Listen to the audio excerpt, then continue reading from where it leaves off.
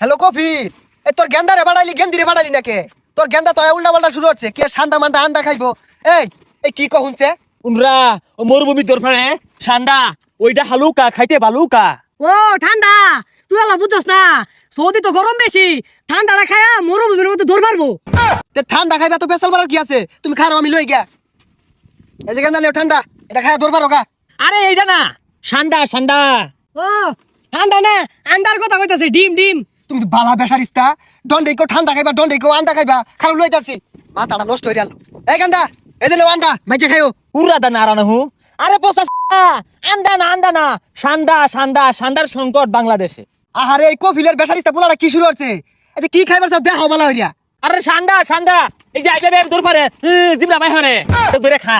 কফিলের পোলার কথা আমি কিচ্ছু বুঝতাছি না, কি আর ঠান্ডা মান্ডা কইতাছে। এই গেন্দা, এটা ছবি থাকলে দেখাও। কোনো বুঝো না।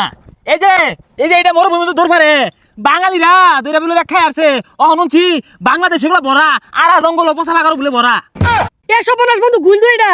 আর এগুলা তো আমরা দুদিন পরে পরে মারি। এটা খাইবার চাইতাছ, আয়ো যাও ধরি গে।